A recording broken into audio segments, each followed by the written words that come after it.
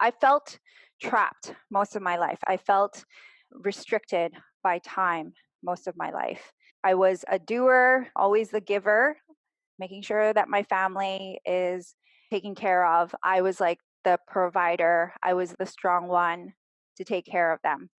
But at some point in my life, I started feeling like I was losing control. Like I felt like I wasn't very organized in my life and I didn't know how to prioritize. And so this is why I feel like it's such a useful and so impactful to be able to learn this one solution that I'm going to share with you.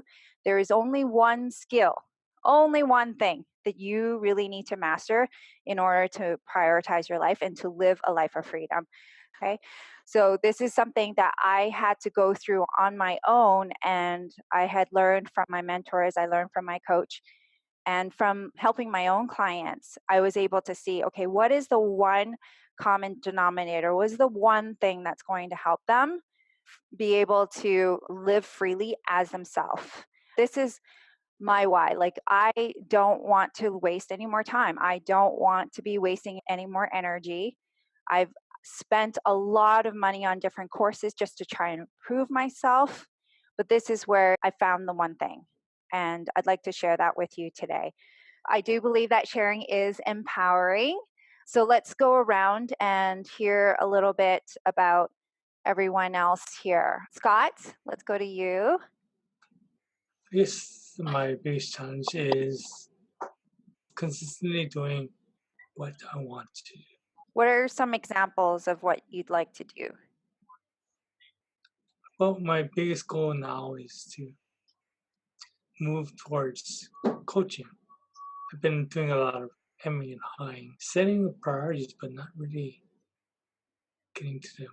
Doing a lot of buffering. Okay. What kind of buffering? Mostly consuming, Mm-hmm. doing a lot of unnecessary research, as well as watching YouTube videos and such. Yes. A lot of inspirational videos out there, right? Yeah, yeah. Yeah. I'm writing this down because I want you guys to see how you guys are not alone in this. If you guys look at this list, you can probably already relate. This is something I hear on a daily basis with my clients. So you're not alone. Sharon, would you like to share? So my biggest struggle is finding time.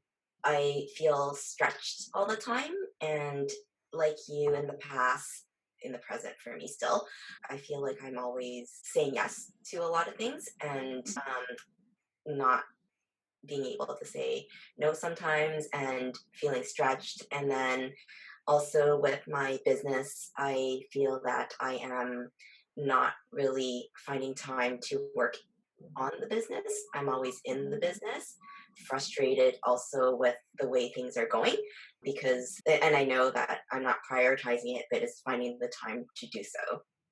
Yeah. Okay. Thank you for sharing. How many of you feel frustration with yourself? Yeah. Usually it's with yourself or with the work, right? Hi, Nathan. Are you here? Yeah, I find different distractions that Yeah. hinders me with my priorities. What kind of distractions? Other phone calls, people calling, emails, the internet sort of thing. Yeah, just like sort of other business related stuff. It just puts me onto a different path. And then I get distracted from my Yeah. priorities for that day. Okay. Okay. Thanks for sharing. Zara, how about you? I think a lot of them have been said, but I feel like similar to you, I'm a giver. I have a family, I have kids, and it's always like I have my own priorities, but somebody else's has a need that seems to come up, and you got to go take care of that, and that kind of is the immediate need. So my priorities I feel like they always get on the back burner, and Mm-hmm. nothing ever goes forward for me. I feel like I'm kind of taking a back seat and I'm not getting my stuff in because I'm getting other people's stuff.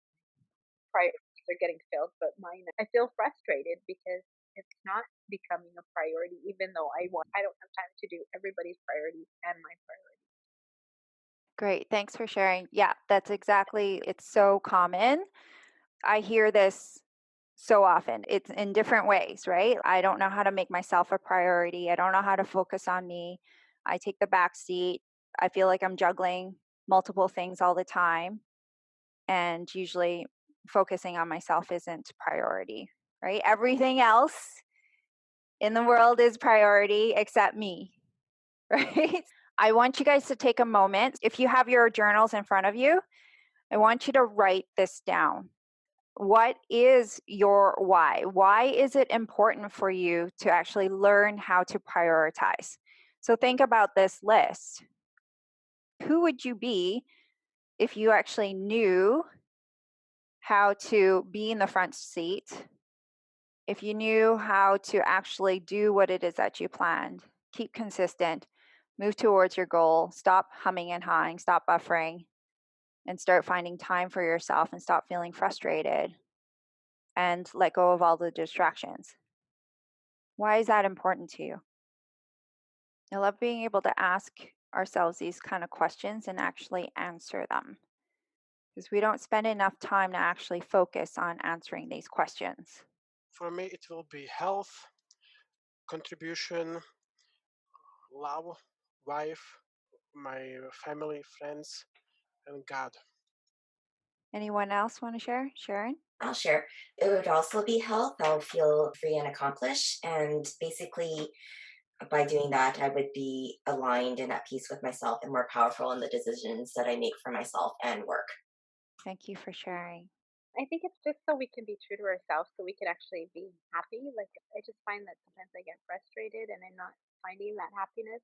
I think part of it is just because I'm not doing things for me. I'm just doing it for the people stuff that I want for me. I'm doing a lot of action then, as you do, is if you're doing something that you truly love, right? What I'm hearing is happiness, alignment with self, be able to make myself a priority, health, there's relationships, right? We're meant to create.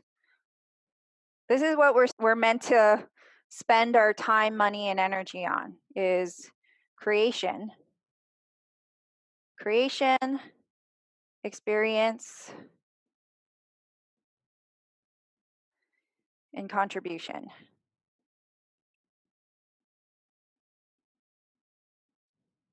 Think about who you would be if you didn't have that story of, I don't know how to focus on me, I buffer, I'm doing a lot of consuming, there's a lot of distractions. Who would you be without that story? And you basically spent your time, money, and energy into creation, experience, and contribution. This is where the fulfillment comes. When we are spending a lot of time doing other things that don't feel aligned to ourselves, that's where we feel unfulfilled. This is the power of a story. So, what you guys had shared with me previously of all the reasons why you're struggling to prioritize, that's the story that's actually keeping you from this.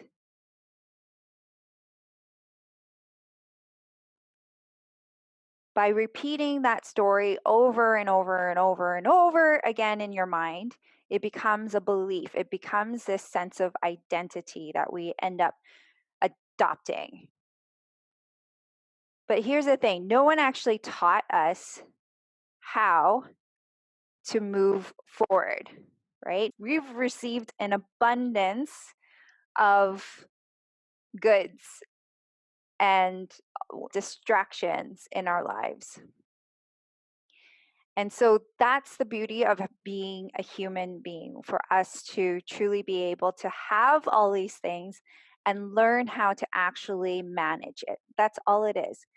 The buffering, the procrastination, all of that is something that comes along with being human. We're going to have that loop no matter what, but first, you've got to learn how to actually get yourself out of it. The objective isn't to get rid of it all, because it's going to happen as long as we're human. As long as we have a human brain, we're going to have distractions. It's only because our brain has been trained to see them as what's easiest, see them as what's most familiar. So here's the problem, okay? The problem isn't that you guys don't have the organization skills or don't have the time management skills or the ability to prioritize. It comes down to us not trusting ourselves to make a decision that's right for us, right? I hear this all the time. I don't know what's the next step. I don't know what's the right decision for myself, right? It only comes back down to the ability to trust yourself, to actually make the decision that you can feel confident about. So that's the one solution, is to learn how to make a decision. And the confidence piece is really comes down to trust. Trusting that it is the right decision for you. So if this is the only thing, can you imagine if you knew how to make decisions with confidence and you trusted yourself to make those decisions, how much progress you would be making? I've had to fail many times to actually come to this conclusion. And I'm so grateful that I had gone through all of that, that I had made the mistakes and that I allowed myself to keep making decisions in order for me to realize that, oh, it just takes me making decisions that feel good, that feel aligned with myself. So a lot of the times before, I was making a lot of decisions based on what other people were thinking, right? Based on other people's visions of who I think they think I am. So a lot of people outside of me think I'm a strong, independent person, that I am a helper, and I'm meant to just do things for other people. So that's what I was making decisions based out of, and not really aligning with myself. And that's why I didn't truly feel happy and fulfilled. How many of you feel like you need to just learn how to trust yourself? That's all it is. It's that simple. If you learn how to actually trust yourself, then that is where things will flow with ease. What is that one decision that you're not making? What do you think that is? All it takes is one decision. And I want to share with you this idea that there are no wrong or right decisions. There's only what's useful and what's not useful. As soon as I adopted that belief that there were no right or wrong, that everything actually works for me, and even if I'm making decisions based out of fear, I still learn from it. So that for me is number one, is first, trust that there is no right or wrong. Just what's useful. Oops. Useful or not useful.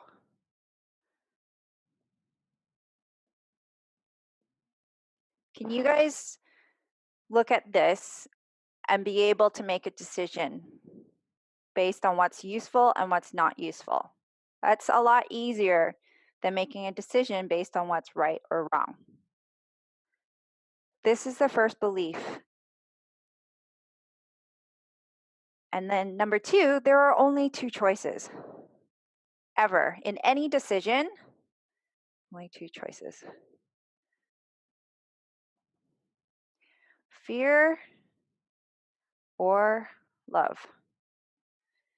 What does it mean to actually choose love versus fear? Because when we are in fear, and fear includes fear of judgment, fear of not being enough, fear of making mistakes. Those are the top three fears. So anytime you feel guilt, shame, stress, frustration, disappointment, all of those fall under fear. So this is how I categorize all emotions. There's either fear or there's love. And fear feels either very forceful or constrictive. Like there's a lot of heaviness to it. So this is how you identify fear. And then love usually feels more expansive. And it feels more freeing, like there's some ease to it, there's some flow. So the first step is actually in acknowledging fear and recognizing it first.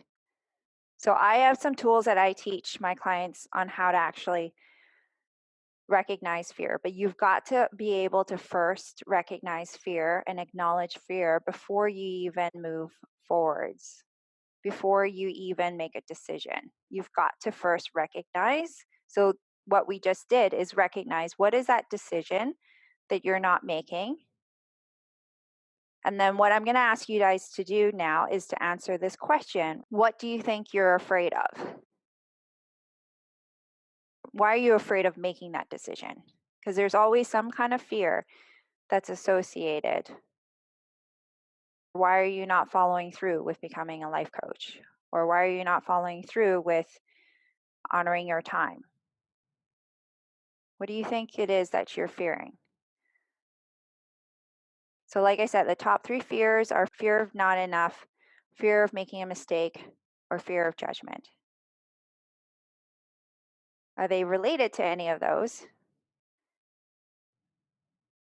I think for me, it would be the fear of making the wrong decision and then being judged for that, and Yeah. also the fear of like if it's the wrong decision, wasting time, but Yeah. that time is being wasted currently anyways. So Yeah, yeah. What if we actually knew how to manage all of that? This is where we're going to focus on learning more about fear, because you cannot actually move into love without first acknowledging your fears. So this is why we're getting acquainted with it, okay? So I'm going to show you what I call the busyness triad. How many of you get stuck in busyness, right? You can get really busy with researching, you can get really busy with answering phone calls. And it's because you get trapped in 3 identities, one of 3, or maybe all of them, okay? For me, it comes in different timing. So there's the perfectionist, which is that fear of making mistakes. There's the people pleaser.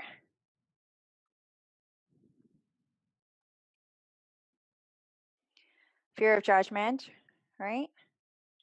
And then there's the fixer. I love the fixer because this is one that I'm working on constantly because it's a sneaky one. Because we think it actually makes us feel good when we're going around fixing things, fixing other people's problems, fixing what's wrong with the world. But this is how we get busy. We busy ourselves. For me, I get caught in this and then I forget about myself. This is when I feel like, oh, I'm not taking enough self-care, is when I'm busy fixing. Just shared with me, she's constantly solving problems. Her thing is, she believes it's very good for her to be solution focused. What she hasn't realized is that she's created this programming, this loop of constantly looking for problems to fix instead of looking at herself, instead of stopping to focus on herself. And so she's gotten to the point where she's sick now. She's just sick with the cold because her body is letting her know that, hey, if you're not going to actually stop fixing things, I'm going to make you stop fixing things. And that's the beauty of our body. It tells us when we are not taking care of ourselves. Okay. So, how many of you guys can relate to one of these or all of them? This is what I call the busyness triad. This is what we get caught up in are these 3. So this is where, by learning how to make decisions for yourself based on love, you'll be able to manage all of this, which I think is just so exciting. I love it because for me to be able to see, okay, it's really that simple. It's just one thing. It's just one solution, learning how to make decisions. That's it. Take a moment to think about how much time you do spend on indecision. I'd like to share some numbers with you, which I find fascinating. Peter, how much time do you spend? A lot, over 2 hours a day. Over 2 hours a day. Okay. 2 hours per day equals approximately, it's 46 days, so about 1.5 months in a year. So if you are wasting more than 2 hours a day, like 2 hours per day equals 1.5 months in a year. So even if you learn how to take back 2 hours per day, you gain 1.5 months in a whole year. Isn't that crazy? This is how valuable learning how to make a decision with confidence is. Isn't that crazy? So that's where I love what I get to do. I love that power of just making one decision at a time. Let's talk about how much impact that this story that you're carrying with you has. I'd like you guys to make a decision right now to interrupt this story on a scale of 1 to 10. How committed are you to interrupt this story and to create a new story for yourself?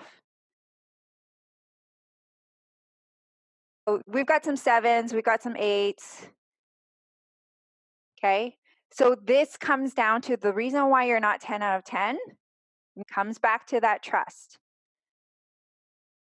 Whenever you feel like you're not fully committed, it comes back to what you believe about yourself. Do you see how right away when I ask you to make a decision about a number, the fear shows up? So this is the practice that we're doing right now of practicing recognizing those fears. You're never going to be 100% because the fear will always offer what is wrong with the situation, what is wrong with me, what is wrong with this person. It will always look for what is wrong first. So it's like, no, I can't commit 100% because something's got to be wrong here. So just allow yourself to expect that. And then this is why I ask you, what would make it 10 out of 10? What would you need to believe about yourself in order to be 100% committed?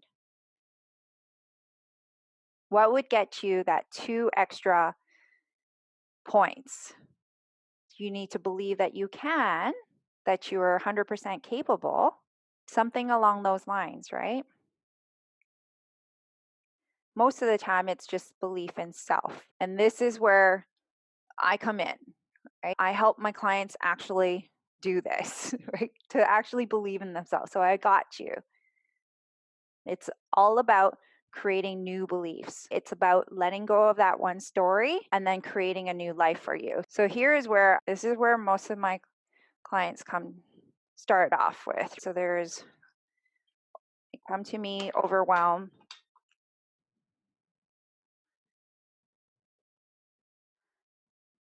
We can experience overwhelm anytime we want. The moment we start thinking about all the things that we need to do, that's where we feel overwhelmed. So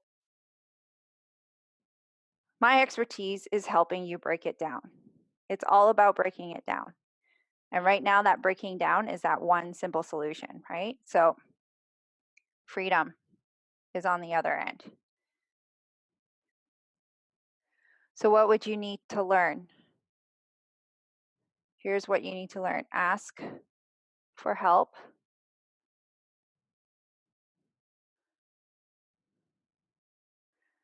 The ability to shift from fear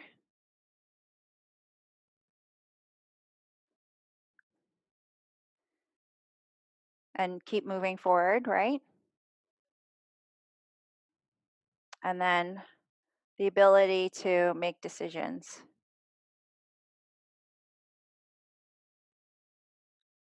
With confidence. And finally, trust yourself. This is what it takes. And this can all be done by learning how to make decision for you.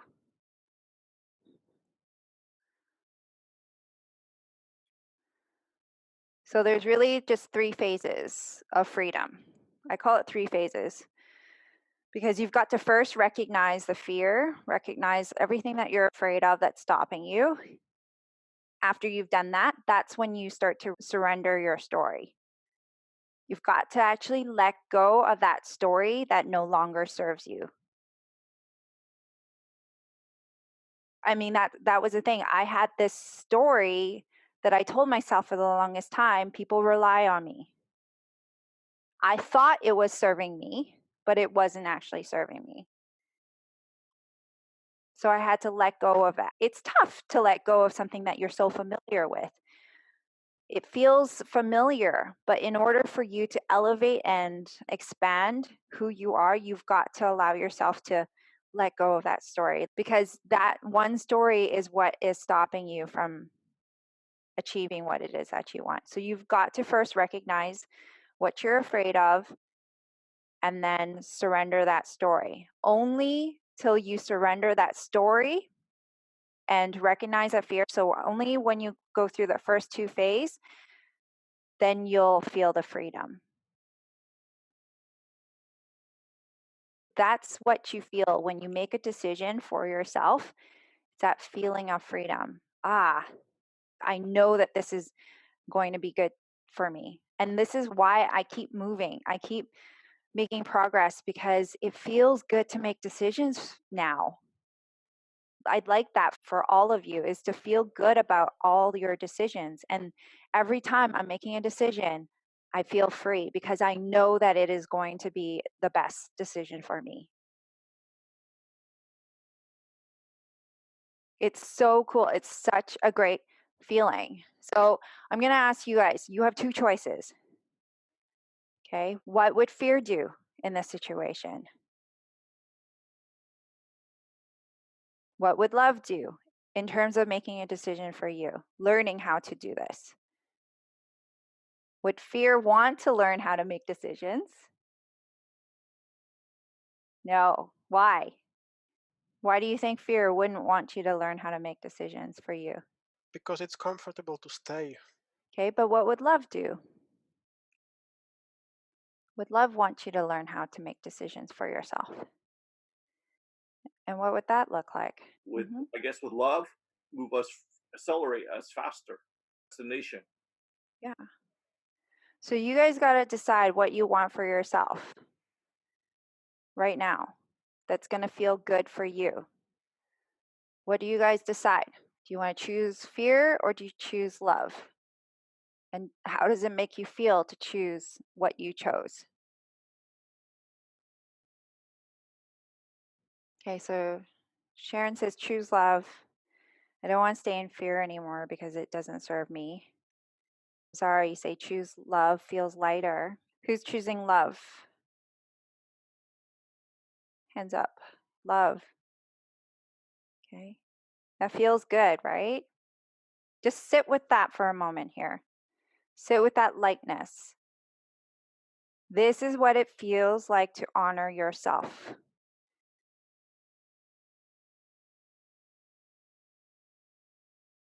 This is the power of making a decision for you. Think about feeling like this in every single decision that you make.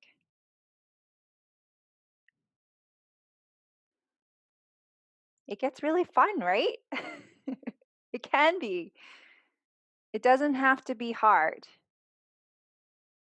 So Scott says choosing love means becoming the person I was meant to be. So this is where I've got you guys. I'm going to teach you how to do all of this. The ability to shift from fear, make decisions with confidence, and trust yourself. What did you guys learn from this session? My takeaway today is just really realizing how much time I'm wasting by being indecisive. And I already made a list of who I need to contact for certain decisions I want to make and have been thinking about it for over a year.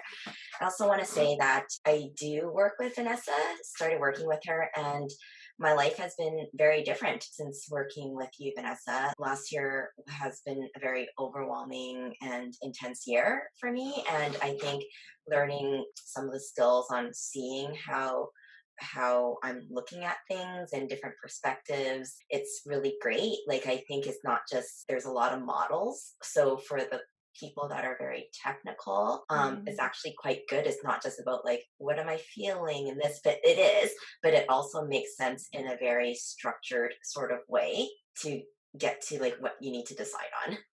Thank you for sharing, Sharon. A lot of this program is based on what I learned from us working together, which is really about simplifying. I already have really good structures in place, but this is where it's like, this is the one thing that the overwhelmed mind can manage. It's just this one thing, making decisions. I have another client who recently lost her fiance, and now that her fiance is gone, she has to sell her home, and she's choosing to move back in with her kids. And she's got exams. She had all these things outside of her that was overwhelming her. And in one session, we were able to help her make a decision on that one thing that was going to help honor herself, which was to clean up the house. Your mind will go to like all the things that you need to do, but as soon as you learn how to make decisions, it's total freedom. Because then all she had to do was focus on doing that and still be able to study. She now has passed her exam, even with all the external circumstances that she's facing. I just found out the other day that she's been acing all of her homework too. She never shared with me. She was telling me how overwhelmed she was and how she didn't believe in herself and how she's not smart enough. And it was just mind boggling to me because I never heard the other side. This is where the fear will always show up to say, you're not good enough. I'm not there yet. I call it the future trap. It's like you have this vision of yourself and you're like, I want to be this person, but I'm not there yet. And you're constantly thinking about you not being there instead of being here and being the person who is creating that for yourself. That's the only difference, is allowing yourself to be where you are, accepting where you are, and honoring yourself for where you are right now, and letting go of that story of I'm not there yet. I don't have the skills or I don't have the tools. This is where it's like, it's none of that. It's just about you centering with yourself and learning how to connect with yourself. So I just like to close off by, again, full gratitude for you guys showing up today and doing this work for you, because this is the work that changed my life. From depression, from managing an autoimmune disease, and then being able to not make that who I am and step into being the person that I am today and continuing to expand myself over and over and over again. This is life's work. And this is why, for me, I am my priority. I am my purpose. And I wish that for all of you too. We're all in this together.